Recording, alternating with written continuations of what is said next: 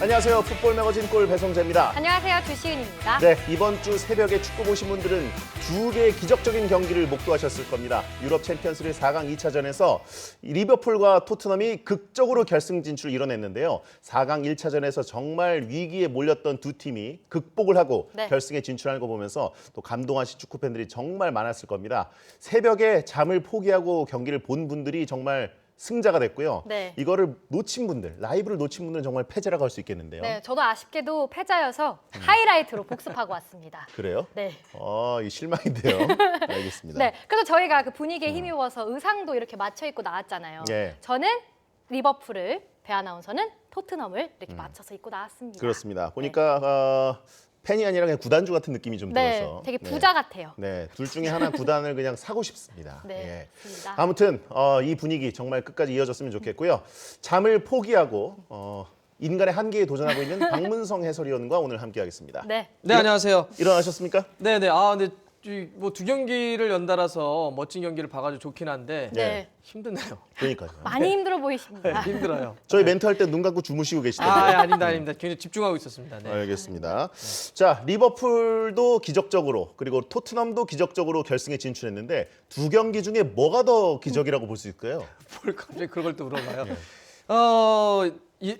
저는 제가 봐선 토트넘이 좀 더 기적적인 것 같아요. 오. 왜냐하면 리버풀과 바르셀로나는 1차전 끝난 다음에 3대 0이 그걸 뒤집을 수 있는 시간이 90분이 주어진 거 아닙니까? 예. 네. 근데 토트넘 같은 경우는 아약스하고 딱 놓고 봤을 때 전반전이 끝났을 때 네. 45분 남았을 때 합계가 3대 0이었어요. 네. 그러니까 45분 동안 3대 0을 뒤집었어야 돼요. 그렇죠. 근데 그거를 어쨌든 뒤집었기 때문에 뭐 둘 다 기적적인데 45분 동안 뒤집은 팀과 90분 동안 뒤집은 팀이니까 조금 더 기적적인 것은 토트넘이 아닐까 생각이 드네요. 그렇군요.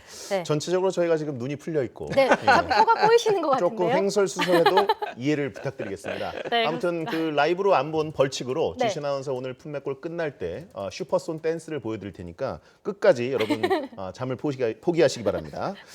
자, 양 팀 모두 손에 땀을 쥐는 경기였는데 먼저 네. 아약스와 토트넘의 경기 어떻게 보셨는지 먼저 볼까요? 저기 먼저 볼까요? 괜찮으신가요? 예, 가죠. 괜찮으신가요? 일단은 아약스는 상당히 아쉬운 결과가 될 것 같아요. 경기 네. 를 진짜 잘했어요. 그렇죠. 실제 뭐 레알 마드리드나 유벤투스를 꺾고 올라왔고 1차전 때도 토트넘 잡지 않았습니까? 네.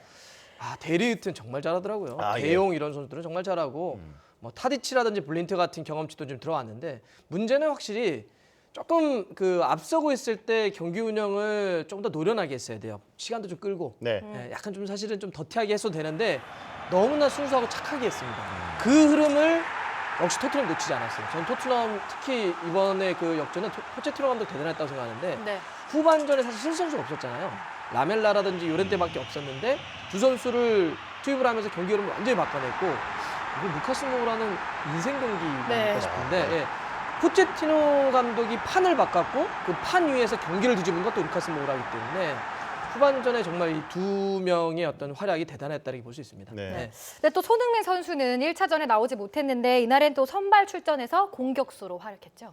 결과만 놓고 봤을 때는 조금 아쉬울 수도 있어요. 왜냐하면 공격수니까 공격 포인트라고 하는 걸 놓고 봤을 때는 좀 아쉬울 수는 있는데 이날은 최전방보다는 4-2-3-1이 약간 왼쪽에 플레이를 좀 했었는데 상대 수비수가 오버랩 들어오는 것도 좀 맞고 예. 또 공격을 통해서 상대 수비수 좀 찢어놓고 이렇게 했기 때문에 뭐 결과만 놓고 봤을 때 조금 아쉬움도 있었지만은 자기 역할은 그래도 어느 정도 하지 않았냐. 하지만 살짝 아쉬운 게 있었는데 요거는 결승전 때 또 보여주면 될 것 같습니다. 그렇습니다.